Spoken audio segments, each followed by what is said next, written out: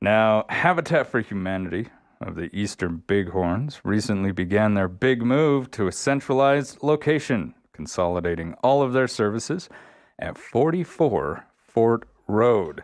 The organization participated and also has a lot going on that you can take part in. Now, just real quick, joining me this morning is the executive director for Habitat for Humanity of the Eastern Bighorns, Christine Dietrich. Good morning, Christine. Good morning. Now, YO Gives, did you guys participate in this? We did. It was our first year participating in YO Gives. And how did your first year go?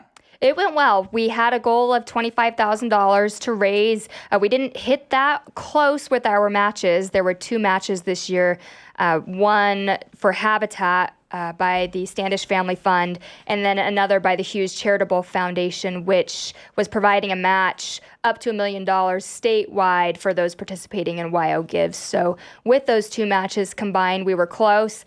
I think still a great year, especially considering it was our first time. Yeah, for a first year, that's not bad at all, right? Yeah, so next year we'll hit the goal plus some.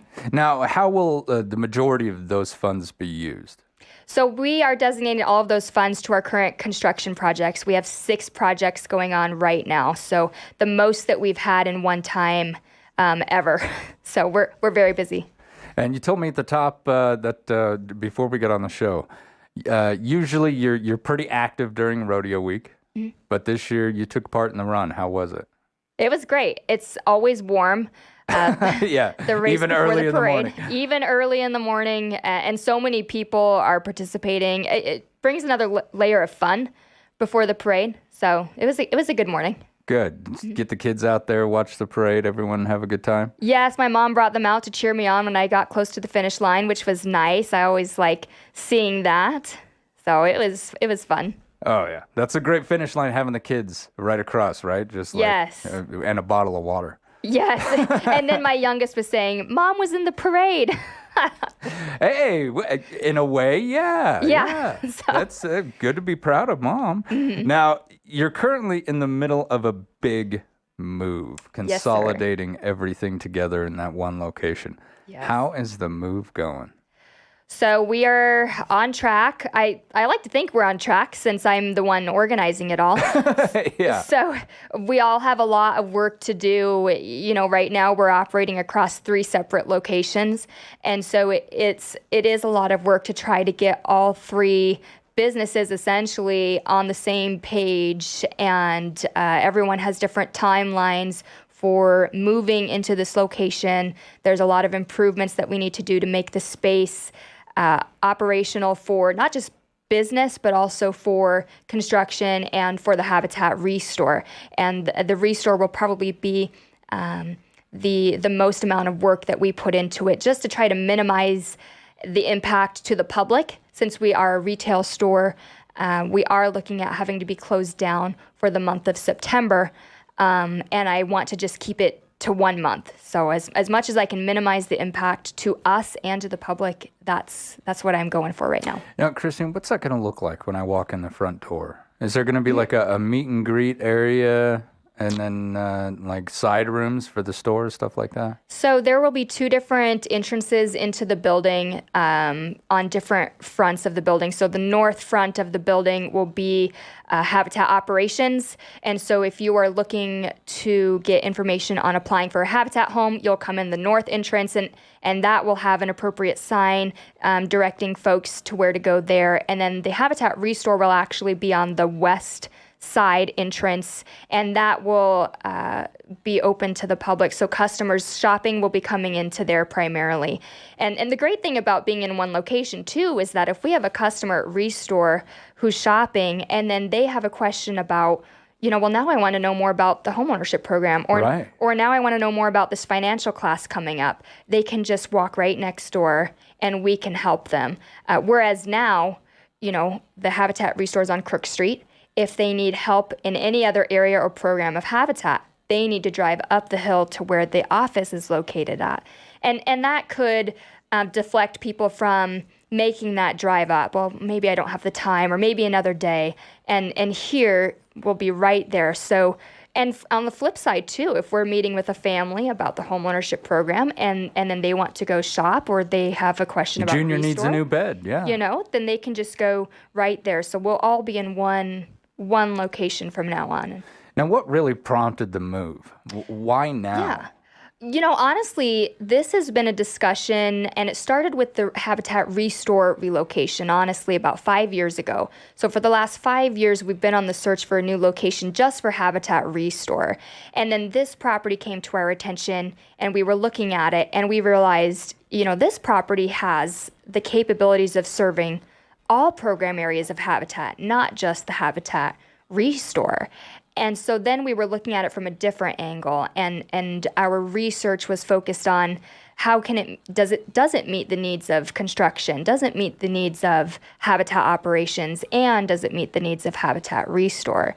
And in doing our due diligence on all three areas, we realized, wow, we actually could do this, and this could change the trajectory of Habitat. And our ability to build more houses, which is desperately needed, and to provide more classes and education to the public, and to provide better services in a larger Habitat Restore. So all the way around, it's going to, be a better location for the public and provide all the services in a one-stop shop, and for Habitat, just our ability to do more. So now, I'm getting sidetracked here, but it's a service that you and I have never talked about. You said financial classes, and then you touched on it again. What kinds of classes does Habitat give, and who's eligible to take those? So we offer financial classes right now that are focused on savings, credit, budget, and debt, which are the four key areas that folks like you and I need to know about and be able to build up savings and build up our credit in order to purchase a home, not just a Habitat home, any home. And that opens up the door for everyone because we believe everyone deserves a place to call home. And we offer these classes free to the public. So there's really no limit. Here in the new space, our classroom sizes will be more than twice what we can accommodate at the current facility. And I imagine probably like a nicer setting. And I'm only assuming. I haven't been to one of these classes. I don't know where they're being held now. They could be the Taj Mahal for all I know. But I imagine you're gonna with a space that is solely for classes, you can really put a lot more resources into those. We can, and in addition to that, right now we have a pretty robust financial education curriculum, and we have great partners like Wyoming Housing Network who bring in certified housing counselors to teach those classes.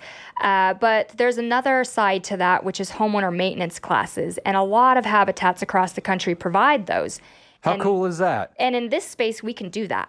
So we're putting the information together, we're putting the classes together, and these classes will also be open to the public, and they focus on things like seasonal maintenance, how to patch drywall, how to fix a leaky faucet, things like that, where when you're a first-time home buyer and you've been renting and a landlord's been taking care of that, now you're empowered to be able to do those home improvements on your own.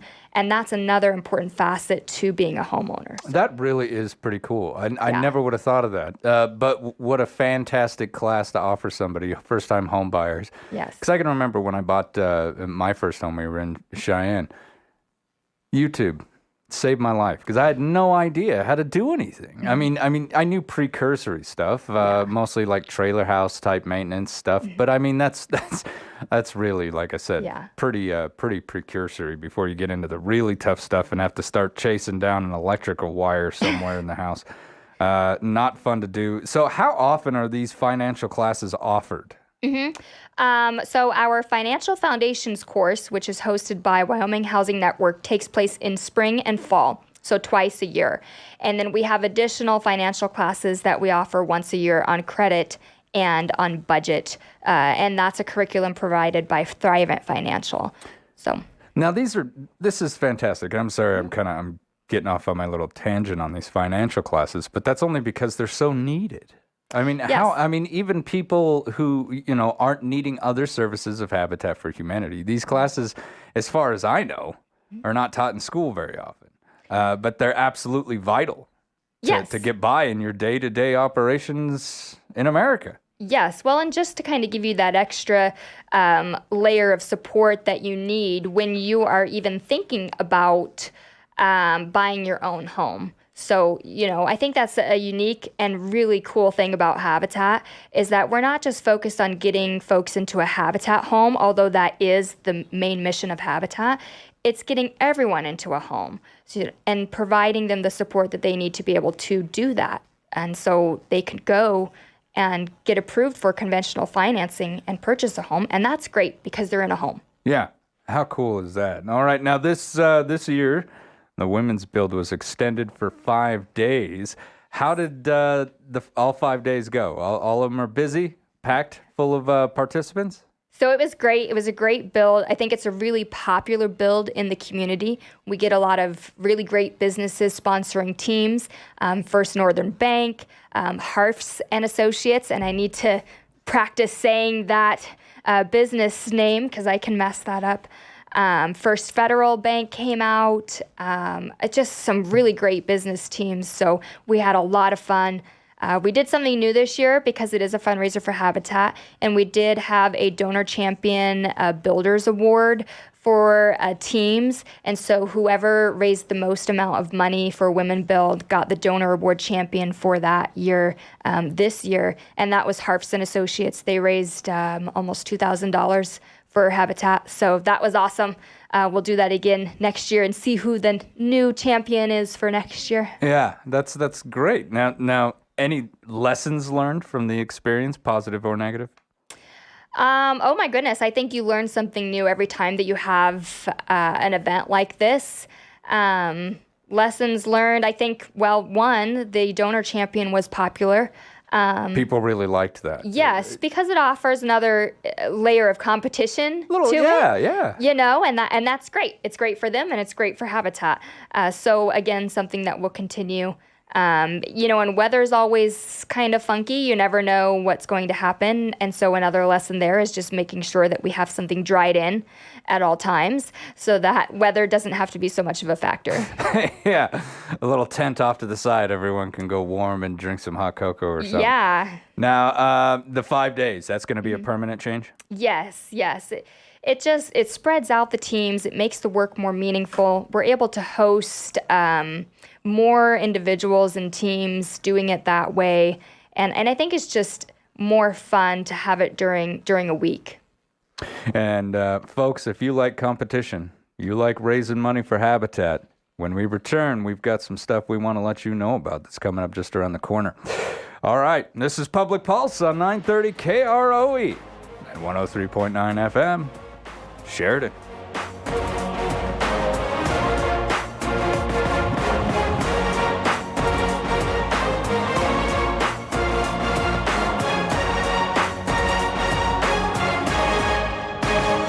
At Eliason Financial, money management isn't just about dollars and cents. It's about dreams and opportunities, and more importantly, family. We'll take time to get to know you. Then we'll develop a unique wealth management plan that works hard, just like you. To learn more about who we are and what our wealth management advisors can do for you, visit Eliason Financial online or call 307-672-3010. Securities offered through Royal Alliance Associates, Inc., member FINRA, SIPC. This is Renee Botten. I'm running for re-election as Sheridan County Clerk of District Court. By now, you may have seen that my opponent is running negative ads against me. Now I kind of know how President Trump felt. I can assure you that the District Court Clerk's office is being run competently, efficiently, and correctly. My opponent is hoping to pull you away from the truth, which is that I am the most qualified candidate. Don't fall for her deceptions. Vote Renee Botten for Sheridan County Clerk of District Court. Paid for by Renee Botten. Have you heard? Sheridan's own Vacutech is growing, and they're hiring powder coaters, machine operators, welders, and more. With great opportunities for advancement, working at Vacutech is much more than just a job, it's a career. Vacutech offers outstanding benefits, including comprehensive health, dental and vision coverage, matching 401k, paid time off, and relocation assistance. Not to mention top-notch compensation. For more information and to apply, visit Vacutech's open opportunities page on their website at vacutechllc.com. Are you a weekend warrior battling a nagging injury? Whether it's biking, hiking, backpacking, or seasonal yard work, don't let those aches and pains become something more. This is Charlotte Walter, physical therapist with Wyoming Rehab. We can help you feel better and get in shape for all of your upcoming endeavors. Give us a call and we'll set you up with a free screen and treatment recommendation for your non-emergent pains. Sheridan Memorial Hospital's Wyoming Rehab, 674-1632. After wrapping up the regular season winning 7 of 8 over rodeo weekend and finishing with an overall record of 40-12, the Sheridan Troopers look to make some noise in the state tournament that they are hosting Monday through Friday. So head out to Thorn Rider Stadium and cheer them on. Today's game against Casper starts at 7. If you can't make it out to the field, you can watch live video web stream on SheridanMedia.com or listen to the games on air on 1410 106.9 FM KWYO. Trooper Baseball is being presented in part by True Built Builders, Redinger Technologies, Auto Connections, and Sunlight Federal Credit Union. You're invited to the annual Ag Field Day Tour, part of the University of Wyoming's Sheridan Research and Extension Center Field Day, Wednesday, July 27th. Registration begins at 8:30 a.m. at the UW Watt Agricultural Center, 1090 Dome Loop in Sheridan, followed with lunch at noon. For more information and to RSVP, call 307-673-2856 or email shrec@uwyo.edu. RSVP by 1 p.m. Monday, July 25th.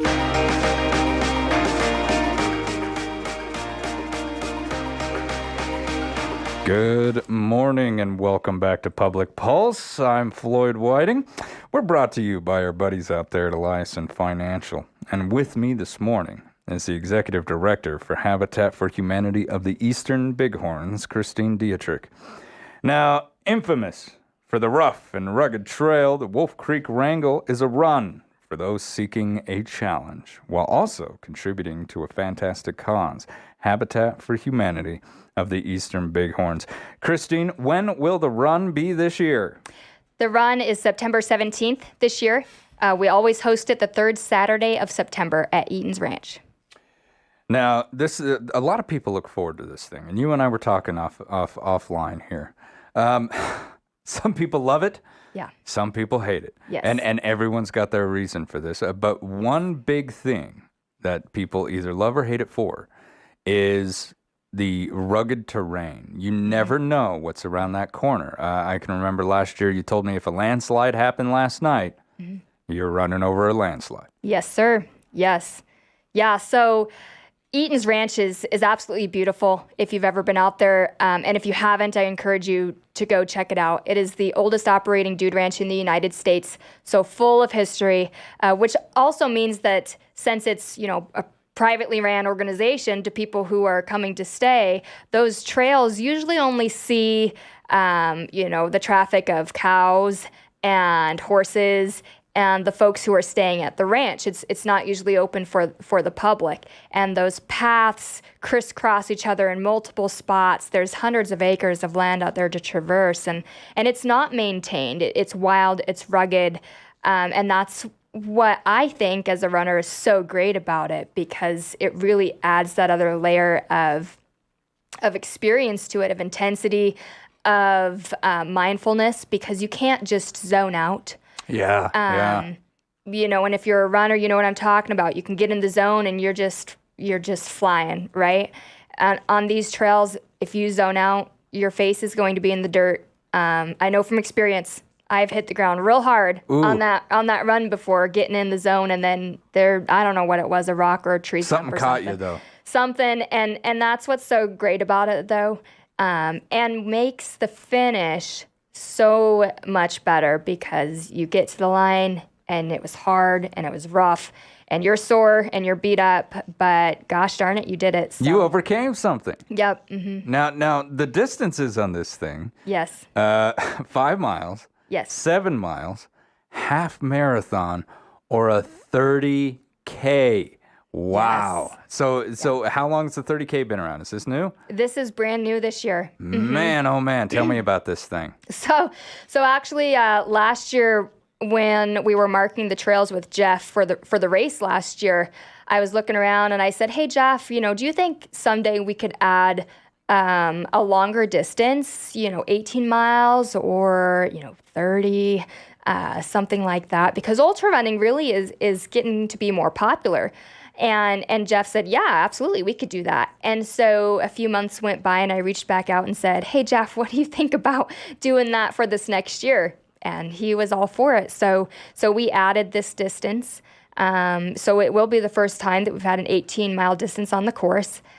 For those folks who have ran this race before, right? Historically, these distances are longer than advertised. I did change the names of the races this year to reflect what the distances usually are, because we used to advertise them as a 5K and a 10K. But really, a 5K should be 3 miles, and this course is actually 5-ish. And so we changed the names. I got some comments back on that saying my age is showing. I'm getting soft. I'm getting soft in my old age. And so, so 5 mile, 7 mile, half marathon, and the 30K, really there's these question marks on the thing in front of me are true. It might be 18 miles. It might be a little longer. You just never know with Jeff. Again, another challenge. Yeah. You stop when you reach the end, right? Just be prepared for anything, really. So, getting prepared for this, what does the run do for Habitat? What do you guys get out of this? So Eaton's Ranch is amazing, and they host this event at no cost to us. So there's no event fee. They purchase the beer for us, for the runners, at no cost to us. They mark the trails. They sweep the trails. They're amazing. And this is the largest fundraiser for Habitat of the year. So that partnership is very important to us. And it is the reason that we've been able to host this event for 13 years or so. So as the largest fundraiser of the year for Habitat, that makes it that much more important that we max out on participants, that we have really great business sponsors, really great donors. There's an option to participate virtually as well. And so you can pay the race fee and run virtually on your own, or not. You can run on your couch. That's my type of run, and a couch consider runner. that a donation to Habitat. And also at Packet Pickup, we'll do a silent auction. We have that there at Luminous. So we try to leverage dollars as much as we can to support our construction projects. Now, any lessons that you've learned regarding, because you've been running this for how long? 7 years? 8 years? So I've been the race director for 7 years since I've started at Habitat. But I've actually ran the course years before that. So I've ran. Oh, okay. Yeah, I've ran those trails. I know what y'all are getting into for sure. And you run it every year. Or no, not anymore, huh? Because you got to be the finder. Yeah, so I don't get to participate with everyone, which is really sad. Although it's so great to be out there and cheering for everyone. I just love it. And ringing those cowbells as people come across. But I do get to mark the trails, and so in a way, I am still out there. Now, tell me about aid stations real quick. So this is a survival race, is what I tell everyone. There's water. This year, we are sponsored by Tailwind Nutrition, so we will have Tailwind out there on the course, and we haven't had that before. But runners do have to carry their own water vessel. This is a cupless race event, and they do need to bring their own food or whatever other nutrition that they want besides Tailwind, because really that's all that we have. You are essentially self-supported on this race. It's up to you to get through. From point A to point B. Yeah. Now, just real quick, how do I go ahead and join up, register, get my number? RunWolfCreekWrangle.com is the race website. You'll find a ton of information there about, everything you need to know about the race. Plus, we do have partnerships with the KOA and Best Western for those who are traveling to town. About half of our participants right now are from out of state, which is great. So check out that race website there and get registered. We can have 125 participants. Right now we're at 40-ish. 40-ish. And you told me at the break, most of those people are going for that 30K. Yes. Yeah, that has the largest number of participants registered so far, which is awesome. So when it comes to the 30K, it doesn't matter how many people are in each event, right? You just have a grand total that you can actually support. Yes. Because, and correct me if I'm wrong, Eaton's Ranch, beautiful place. Yes. Not a lot of parking. Not a lot of parking. We encourage carpooling for sure because the race starts on that same road that you access to get to Eaton's Ranch. So, and you're only on the road for a short amount of time, which is deceiving when you get started. Before you turn up onto the trails and it gets really hard, real fast. A lot of uphill running on this one. Oh, yes. The look on your face right If there. you check out the elevation map on runwolfcreekwrangle.com, you see as soon as you turn, you're going up a mountain and down a mountain for the 5 mile. 7 mile, you're up a mountain and down a mountain twice. No idea what the 18-mile course is going to look like yet. Haven't gotten that map. Sorry, guys. It'll be fun, and it's for a good cause. Absolutely. And bragging rights for the rest of your life. And it's a challenge. I mean, it's a wrangle. You know, It is the Wolf Creek Wrangle. This isn't the Wolf Creek Jaunt. Yes, exactly. Yep. All right. Now, one more time. What is the registration fee? Oh my goodness, I knew you were going to ask that. I can't spout them off the top of my head. Early bird registration is done. That expired the 20th, so now there's an additional $10 per race category. So I believe for the 30K, it's at $80 right now, all the way down to $45 to participate virtually. Okay. All right. Well, that's not very much. I mean, this is a fantastic race. You get to run in a beautiful area. And, I mean, as far as the 30K, this is the initial one. So you want that. That's a notch in the old belt loop right there. Looking forward to hearing everyone's story. Both good and bad, right? Yes. All right, Christine, I want to thank you so much for coming in and speaking with us about this. Looking forward to it, and I look forward to some of the stories that you're going to bring to me probably next month or 2 months from now. I imagine 2 months from now. All right. When we return, we're going to speak with some Wyoming filmmakers, Carrie McCarthy and Mark Petrie. This is Public Pulse on 930 KROE and 103.9 FM, Sheridan.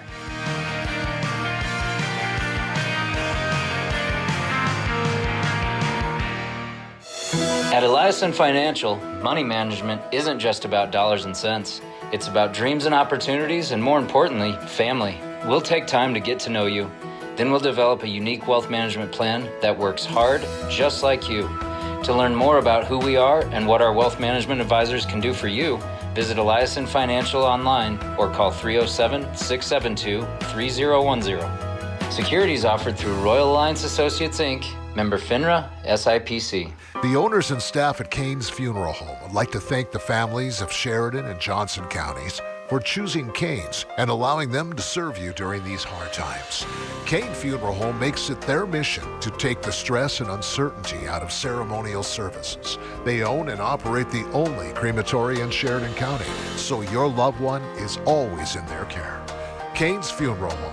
Call 673-5837 or visit them online at canefuneral.com. Chuck Gray, Wyoming's proven conservative champion for Secretary of State. Chuck Gray passed our voter ID law to protect elections against cheaters, cleaning up voter rolls and banning unsecured drop boxes. He's making elections fairer for all of us. 100% pro-life and 100% pro-Second Amendment. Chuck Gray is on our side. In our Republican primary for Secretary of State, vote Chuck Gray, Wyoming's proven conservative champion. Paid for by the committee to elect Chuck Gray. Parker Mellinger provides business advisory services tailored for you specifically to help your business become compliant, tax efficient, organized, and strategically aligned with your goals. Think of us as part of your team. You will rest more comfortably knowing that you are covering all your financial bases and making an informed decision. Contact us today at Parker Mellinger. Our focus is where you're going, not where you've been.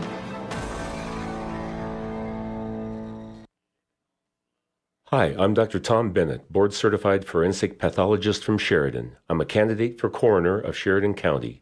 My opponent is Dr. Robert Bird, a retired dentist. With this election, we are transitioning from a funeral home-based coroner office to a freestanding investigative facility. I have been helping the majority of Wyoming's counties make this transition for years, and I hope to now serve Sheridan County as we grow. Paid for by Dr. Tom Bennett. This is Stella Montano inviting you to join AARP for a free movie screening of Dear Sirs. Wyoming filmmaker Mark Petrie bikes across France and Germany to tell the story of his grandfather, an American prisoner of war during World War II. Join us for this fun and educational event Wednesday, July 27th at the WYO Theater. Movie starts at 6:45 with question and answer session to follow. Walk-ins are welcome or register ahead at aarp.cventevents.com/Sheridan. Good morning and welcome back to Public Pulse, brought to you by our friends out there at Eliason Financial. I'm Floyd Whiting. You just heard the ad. After discovering an archive detailing a horrifying journey of his grandfather as an American POW during World War II, a young man from Wyoming set out on a 75-year later journey to retrace his grandfather's footsteps across Germany. He did this on bicycle, piecing together this story that he didn't know about until later, to better understand the man who helped raise him. The film is called Dear Sirs, a personal journey through World War II 75 years later. And for the second part of the show this morning, I am joined by the film's producer, Carrie McCarthy, and director, Mark Petrie. Good morning. Hi, good morning. It's good to be here. How are you? Doing very well. Now, you guys are joining me from Rock Springs, correct? Yep, we are. Just about 5.5 hours south, I guess. I lived in Rock Springs for a number of years. Love that little town. I still got a lot of great friends down there. How did you two meet? Well, it actually kind of relates to the film a little bit. So my grandfather, Silvio, he had a mobile home park in town. And one year we were kind of shorthanded and Carrie was looking for work. So she ended up working at the mobile home park that my grandpa was managing. And I was working for my grandpa in the same place. So we met on the job. Now, when it came to this film, what inspired you to take this journey? Yeah, so I guess for me, it started out extremely personal. I'd grown up in Rock Springs. You know, my grandpa was really the central part of my life growing up here. I mentioned I worked for him in his mobile home park, but also he lived right across the street, and his wife had passed away, and I was the youngest grandkid, so I just ended spending every single day with him. So we developed, a pretty close relationship, or what I thought was close at the time. And then, about 10 years after he passed away, I was back in town in his house, which we hadn't really done anything with yet. And that's when I found all of these details about his experience as a prisoner of war, circles of cities on a map, hand-drawn route of where he was. And seeing that was, it kind of stopped me dead in my tracks because I thought I had known everything there was to know about this person. Sometimes I think you spend so much time with someone, eventually you think you run out of things to talk about and you start just commenting on, the wind blowing and stuff like that. And this was something that we had never discussed, never gotten into. So I immediately just kind of sprung into action and told Carrie, I said, we got to do something about this. So that kind of started the idea of maybe doing a basic documentary on it. We hadn't quite made the decision to bike across Germany at that point, but that's what really sprung us into looking into his story. And then from there, it really unfolded. Now, did you had known that he was in World War II, yes or no? Yep. Yeah, that's correct. But he just didn't talk about the experiences. Exactly. And I think that's something that's pretty common of a lot of people, especially after showing the film around the state and around the country.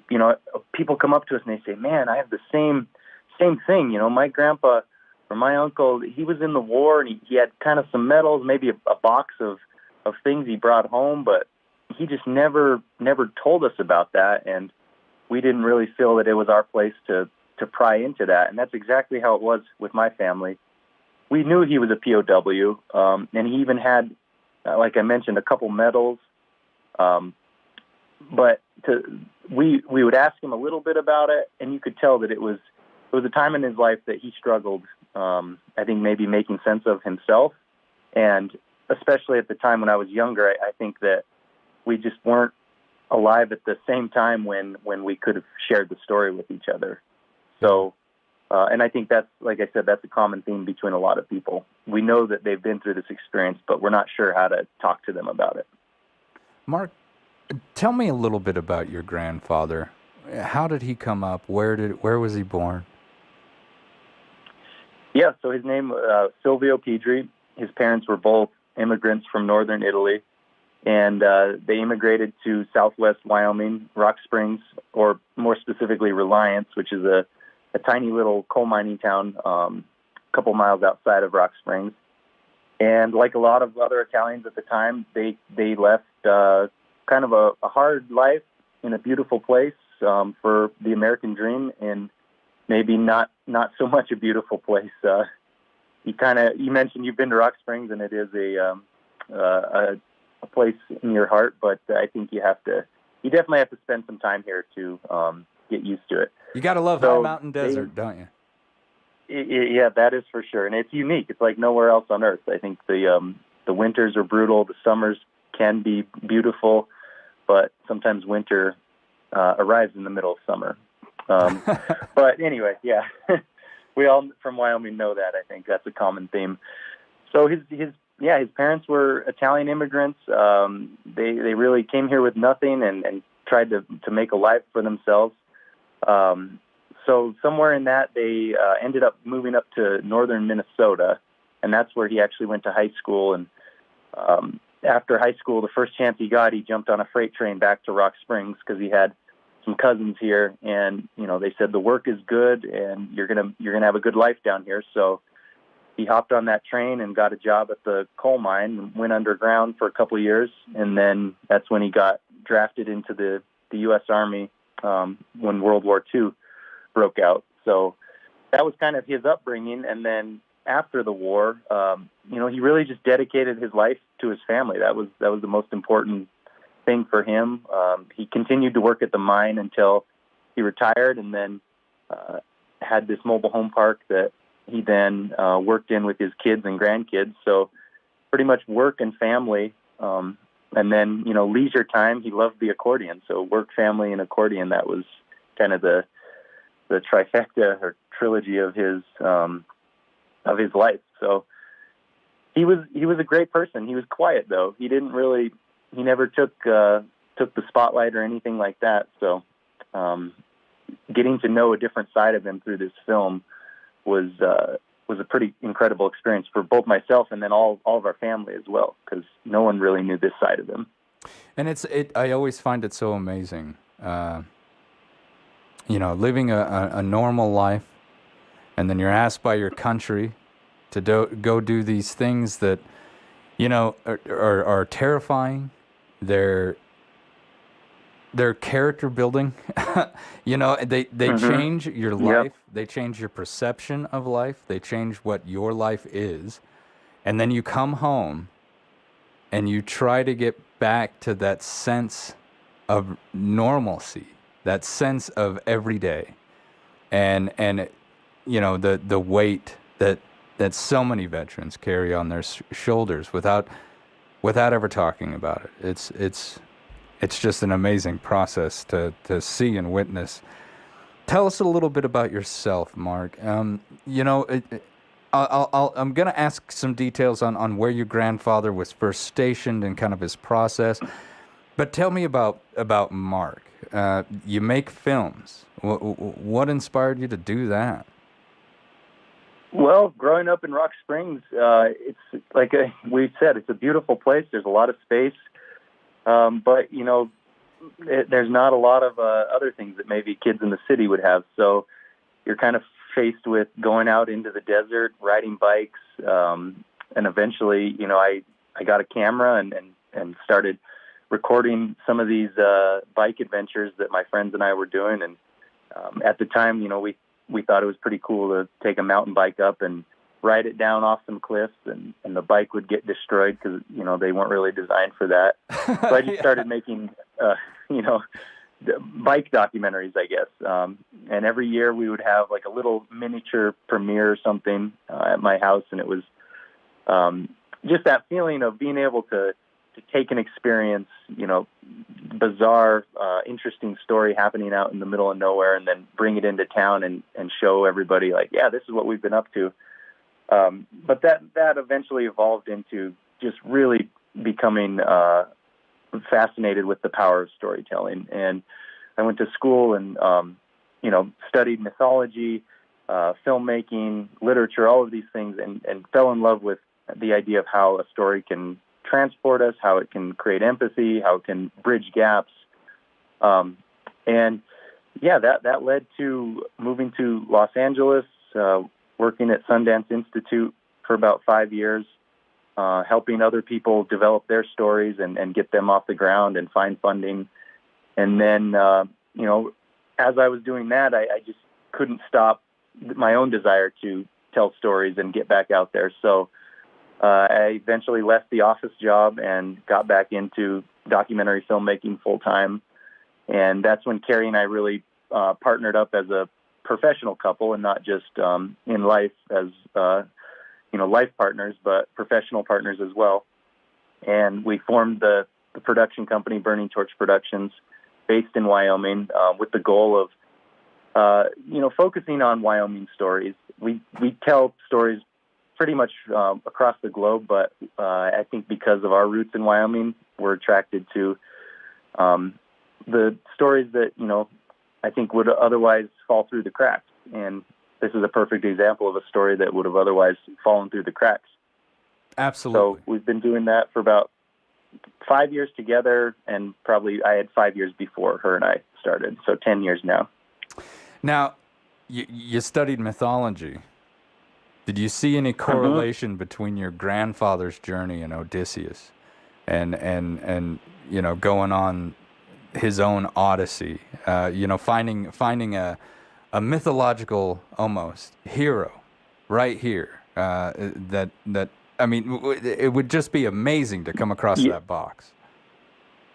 Yeah, that's interesting. I think one of the things that drew me in from mythology was how these myths are so universal to the human experience. And looking at it through that lens, he was on his odyssey.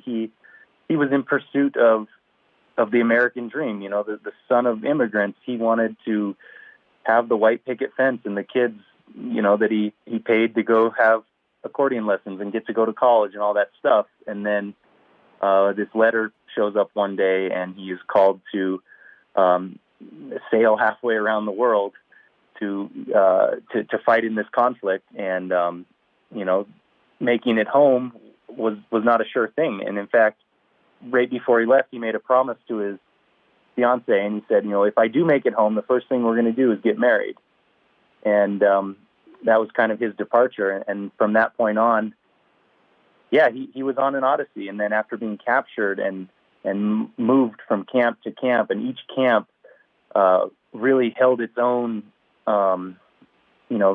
monster that he had to overcome. And one of them was a work camp. Another one, he was severely injured, and the medical care was just abysmal. So he had to figure out how to, survive his injury, but also, make it through this prisoner of war hospital. And then finally arriving at the last camp where, in the film it really gets into it. But toward the end of the war, a lot of the infrastructure, especially around prisoner of war camps, was starting to collapse. And that's kind of the darkest point, the innermost cave of his journey. And then finally being liberated and making it home definitely was an odyssey. I mean, that whole idea of home and the detours, and it wasn't a 35-year journey or what the Odyssey was, but for him, it was a journey of a lifetime that for the rest of his life impacted him. And I'll tell you what, Mark, it probably felt like 35 years, It probably sure as heck did. Yeah, or more. Now, that's for sure. I've just got so many questions for you. I'm running out of time. I was going to ask you how the process even begins, but instead let's go to, okay, you're filming, you've decided, we're going to go to the location. We're going to actually go to Germany, and we're going to check this out. Tell me what that was like biking down the basically the path that your grandfather was forced down. Yeah, so the film started with the objects he left behind and how these objects can really hold a piece of who someone was. Letters, photos, even the handwriting of him articulating it in the most simple way. It wasn't very detailed. We didn't have a lot to go from, but just having something. And that led us to saying, you know what, we need to go to the places he circled on this map, and move through these places with the intention of connecting with him, learning more about his story, meeting people that are still there, really just trying to immerse ourselves in that experience of deliberately moving through a place with the intentions of connecting to him. And there's a lot of power in that. I think anybody that's gone to maybe their ancestral home or, back to a house where they were born in, or maybe where their parents grew up, there's so much weight to that. And just as the objects hold a piece of that person, so does the place. And what we learned and what we tried to depict in the documentary is really how, even 75 years later, even, obviously the world has changed so much. Germany and the U.S. are some of the best allies in the world right now. 75 years ago, that definitely wasn't the case. But still, you're able to pull details of what my grandfather's experience would have been like. And in some cases, there's pieces left behind. There's camps, now memorial sites. And being on a bike, I think, exposes you to everything. It's not just, the big pull-out places where, like the Yellowstone tour of it, where you kind of know everything that there is. On a bike, everything means something. You're exposed to the elements. You meet people. People are intrigued by why you're there because it's the middle of winter and you're on a bike. And when you tell them, they open up to you in a way that I think doesn't happen necessarily in a car. They want to help you make that connection. That's amazing. They do, yeah. They want to help you. And that's what allowed the film to be made, really. I mean, when you see it, it's a journey through history 75 years later. And we tried to get as close to, without comparing our journey to his, but we definitely felt that we had to be there during winter. We wanted to move through the space slowly, give ourselves time to, so we're not just making this another, thing to check off and then go back to your normal life. This was the focus of our life. Now, Mark, definitely for 6 weeks, yeah. Basically, I've run out of time, buddy, and I'm so sorry. But where can I see this No worries. film?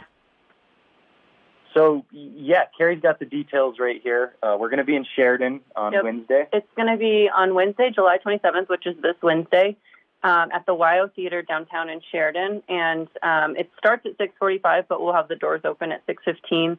AARP of Wyoming is offering free small popcorn and drink to anyone that comes. Mark and I will be there for a Q&A afterward with Wyoming PBS. Joanna Kale, she's the executive director of the foundation. We'll have opening remarks from Val Burgess, who's a World War II prisoner of war expert.